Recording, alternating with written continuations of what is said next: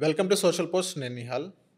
So trading చేసేటప్పుడు per day చాలామంది లక్షల్లో డబ్బు పోగొట్టుకుంటున్నారు. ఎందుకు వాళ్ళు లక్షల్లో డబ్బులు పోగొట్టుకుంటున్నారు? వాళ్ళు చేసే తప్పేంటి? వాళ్ళ స్ట్రాటజీస్ ఏంటి? ఎందుకు అంతలా చేస్తున్నారనేది దీని గురించి మాట్లాడడానికి స్టాక్ మార్కెట్ ట్రేడర్ లలితేంద్రనాథ్ ఉన్నారు. సో ఒకసారి మనం సార్‌తో మాట్లాడదాం. Hello sir, welcome to social post. నమస్తే. సార్, ఇప్పుడు మన ట్రేడింగ్ చేసేటప్పుడు సార్ చాలామంది అదే రోజు సింగిల్ డేలోనే కొన్ని లక్షల వరకు పోగొట్టుకుంటున్నారు. సో ఎందుకని వాళ్ళు అన్ని లక్షల వరకు పోగొట్టుకుంటున్నారు?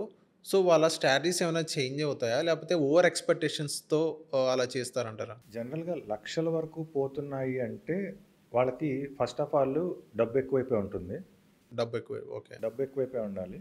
సో, లేదా గ్రీడీనెస్ వల్ల అంటే లక్షల్లో పోగొట్టుకునే వాళ్ళు ఆబ్వియస్‌గా ఏంటంటే డబ్బు ఎక్కువే ఉంటుంది.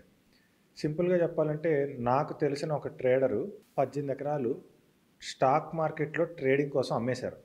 18 ఎకరాలు. 18 ఎకరాలు. దీన్ని బట్టి మీరు ఆలోచించండి. అంటే లక్షల్లో లాస్ అయిపోతున్నారు అంటే వాళ్ళు అంటే ఇంకా వాళ్ళకి అదొక వ్యసనం అయిపోతూ ఉంటుందన్నమాట. సో, ఇంక వాళ్ళు దాన్ని ఆపలేరు. అంటే అదొక బెట్టింగ్ లాగా అంటారా? వాళ్ళ పాయింట్ ఆఫ్ వ్యూలో వాళ్ళు బెట్టింగ్ చేస్తున్నారు. బేసిక్‌గా స్టాక్ మార్కెట్ అనేది బెట్టింగ్ కాదు. ఇప్పుడు ఫర్ ఎగ్జాంపుల్ మనకి ప్లేయింగ్ కార్డ్స్ ఉంటాయి. ప్లేయింగ్ కార్డ్స్ మనం రూమ్‌లో కూర్చొని ఫ్రెండ్లీగా సరదాగా ఆడుకునేదానికి, క్యాసినోలో ఆడుకునేదానికి తేడా ఉందా? లేదా? అవును. కానీ అక్కడ ఇక్కడ 2 ప్లేయింగ్ కార్డ్సే కదా! అవునా కదా? చాక్ ఉంది.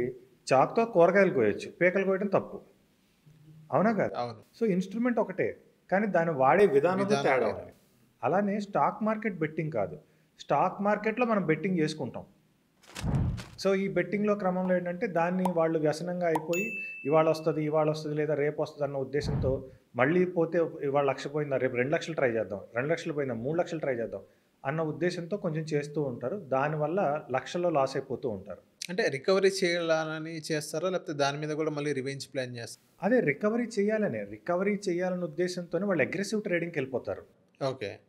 వాళ్ళు అగ్రెసివ్ ట్రేడింగ్‌కెళ్ళిపోతారు. ఫర్ ఎగ్జాంపుల్ ఇప్పుడు మనకి ఆప్షన్స్ గానీ, ఫ్యూచర్స్ గానీ అంటే ఇప్పుడు ఫ్యూచర్స్ అనేది బాగా తగ్గిపోయింది గానీ డిమాండ్. ఎందుకంటే లెవరేజ్ లేదు కాబట్టి. బట్ ఇప్పుడు ఆప్షన్స్‌లో ఏంటంటే 10 లాట్స్ ఏసారు. లాస్ వచ్చింది. Next 20 LADS. లాస్ వచ్చింది. ఈసారి 40 లాట్స్.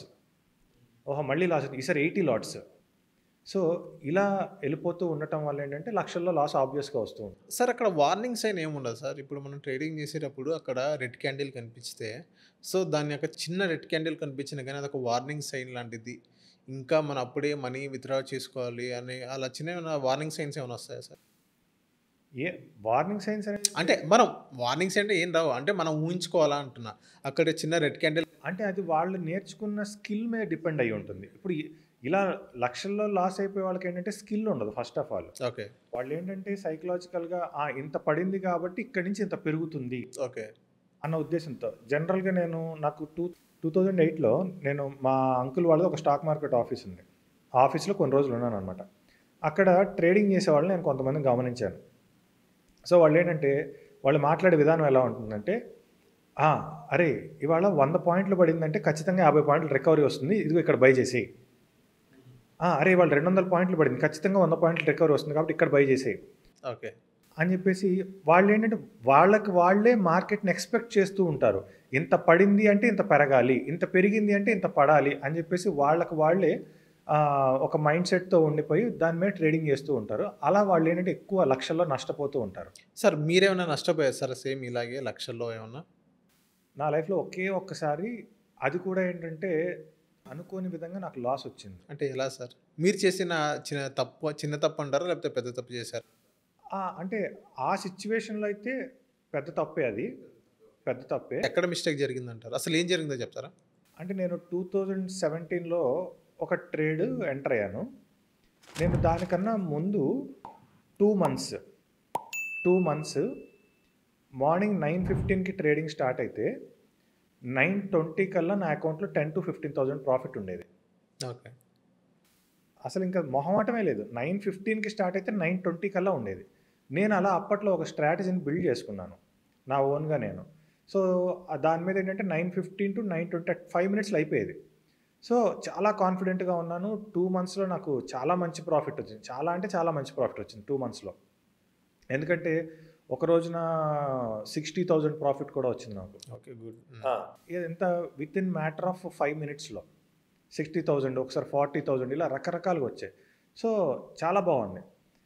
అసలు నాకు స్టాప్ లాస్ అనేది కూడా తెలియదు. ఆ టైంలో నేను స్టాప్ లాస్ అనేది పెట్టేవాడిని కాదు. నాకు స్టాప్ లాస్ లేకుండా అంతంత ప్రాఫిట్స్ చూశాను. తర్వాత ఏమైందంటే ఒకరోజు ఒక పర్టికులర్ స్టాక్లో నేను ఎంటర్ అయ్యాను. అది నాకు ఫేవరబుల్గా లేదు. నేను యావరేజింగ్ చేసుకుంటూ వెళ్ళిపోయాను. యావరేజింగ్ అనేది మోస్ట్ డేంజరస్. అదే నేను చేసిన పెద్ద మిస్టేక్ ఏంటంటే యావరేజింగ్.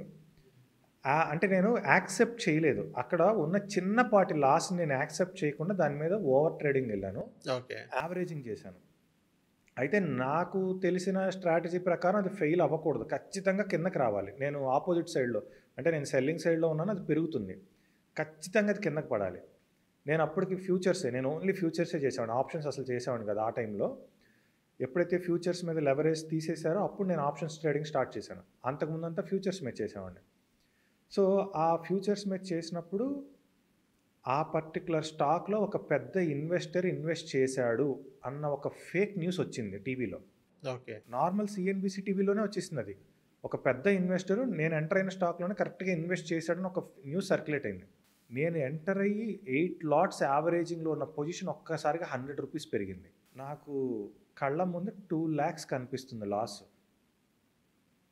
నాకు ఏం చేయాలో అర్థం కావట్లేదు. ఆ సిచ్యువేషన్లో ఇంకా సరే ఇన్ని రోజులు బాగా సంపాదించాం కదా 2 months, మళ్ళీ సంపాదించుకోవచ్చులే ఏముందిలే అని చెప్పేసి నేను అక్కడికి ఎగ్జిట్ చేశాను. అప్పుడు నాకు అట్లీస్ట్ కానీ నా స్కిల్ ఏంటి, అది ఖచ్చితంగా పడుతుందని నాకు తెలుసు. కానీ అక్కడ నేను ఒక 2 ఆప్షన్స్ కొనుక్కుని ఉంటే చాలా బాగుండేది. ఎలాంటి ఆప్షన్స్? అంటే అది మళ్ళీ పడుతుందని తెలుసు కాబట్టి అంత పెరిగినాక ఇంకో 2 పుట్ ఆప్షన్స్ కొనుక్కుని ఉంటే బాగుండేది.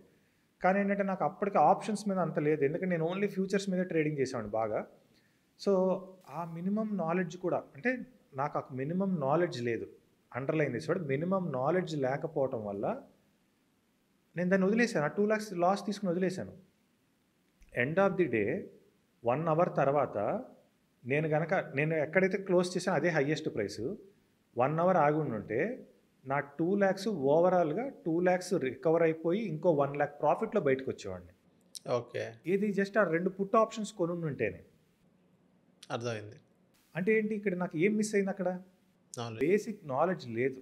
నేను ఒక దాన్ని పట్టుకున్నాను, ఇక దాన్నే పట్టుకుని వెళ్తూ ఉన్నాను తప్ప నాకు ఓవరాల్గా అసలు ఒక బేసిక్ నాలెడ్జ్ అనేది లేదు అక్కడ. తర్వాత అక్కడ నేను నేర్చుకుంది ఏంటంటే ఆ పాయింట్ తర్వాత నేను మళ్ళీ అదే స్ట్రాటజీని మళ్ళీ ఇంప్లిమెంట్ చేయడానికి ట్రై చేస్తుంటే లిటరల్గా నా చెయ్యి వణుకుతుంది. ఎందుకంటే 1 hourలో నేను చూసిన లాస్ ఎంత. అవును. సో నా మౌస్ పట్టుకుంటుంటే నా చెయ్యి వణుకుతుంది. 2 days 3 days 4 days ట్రై చేశాను, నా వల్ల కావట్లేదు. రోజు 2,000 3,000 ప్రాఫిట్లో లాసుల్లో బయటకు వచ్చేస్తున్నాను. రోజు 2-3 వేల లాసుల్లో మళ్ళీ బయటకు వచ్చేస్తున్నాను. అరే ఇదేంటి, పర్ డే ఇంత ప్రాఫిట్ చేసిన వాడిని ఎందుకు నేను ఇలా డిస్టర్బ్ అయిపోయాను అంటే అది నా మైండ్ మీద అంత ఇంపాక్ట్ చూపించింది. అప్పుడు నేను మళ్ళీ ట్రేడింగ్ కొంచెం గ్యాప్ ఇచ్చేసి మళ్ళీ గ్రౌండ్ లెవెల్ నుంచి ఒకసారి రీసెర్చ్ స్టార్ట్ చేసుకున్నాను. ఆ రీసెర్చ్ స్టార్ట్ చేసిన తర్వాత మళ్ళీ అప్పుడు నేను ఫెయిల్ అవ్వలేదు. ఓకే. అప్పటి నుంచి ఇప్పుడు దాకా ఫెయిల్ అవ్వలేదా? ఫెయిల్ అవ్వలేదు. అంటే ఫెయిల్యూర్స్ అంటే లాస్ రావటం ఫెయిల్యూర్ కాదు, అటువంటి లాసులు రావు. ఓకే. మనం ఏంటంటే ఎక్కడ ఆపాలి, లాస్ వస్తుందా ఎక్కడ ఆపాలి, సక్సెస్ వస్తుందా సక్సెస్ని కూడా ఒక చోట ఆపాలి. అంతేగాని సక్సెస్ డే అంతా రాదు మనకి. ఒక పర్టికులర్ పాయింట్ వరకే వస్తుంది. దాన్ని ఎక్కడ ఆపాలి, దీన్ని ఎక్కడ ఆపాలి, ఈ రెండు తెలియాలి. ఓకే.